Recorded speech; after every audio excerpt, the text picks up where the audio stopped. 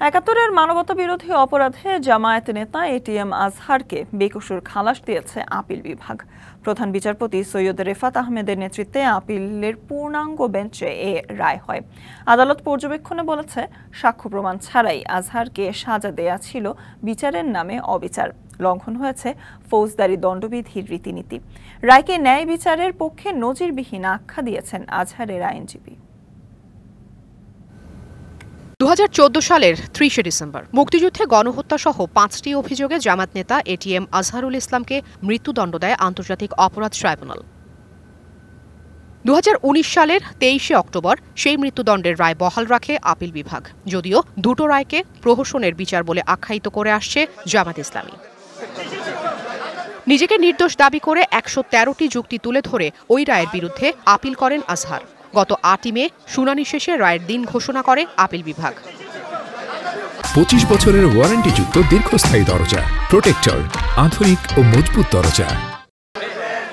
সর্বশেষ মঙ্গলবার সর্বোচ্চ আদালত সর্বসম্মতিক্রমে দেয়া সিদ্ধান্ত নিয়ে জানায়, 71-এর মানবতাবিরোধী অপরাধ থেকে বেকসুর খালাস দেওয়া হয়েছে আজহারকে।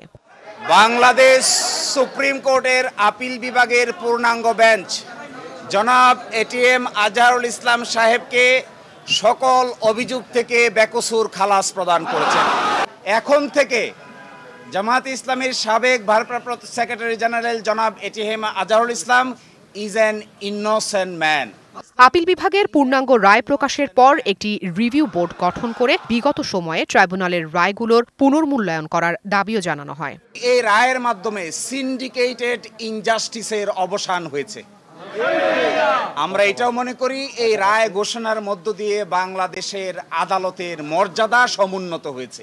অতীতের রায়ে বাংলাদেশ সহ এই ভারতীয় সাবকন্টিনেন্টের ক্রিমিনাল বিচার ব্যবস্থার পদ্ধতি চেঞ্জ করে দেওয়া হয়েছিল, এটা ছিল সবচাইতে বড় ভুল। এদিকে আন্তর্জাতিক অপরাধ ট্রাইব্যুনাল প্রসিকিউশন জানিয়েছে, চলমান বিচারে এই রায় কোনো প্রভাব ফেলবে না।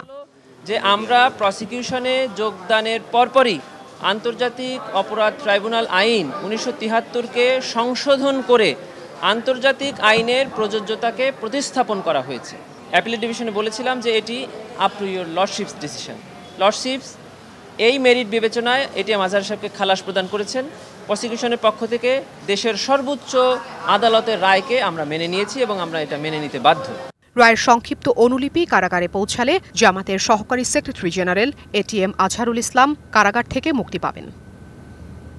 Afrin Anwar, DBC news, Dhaka.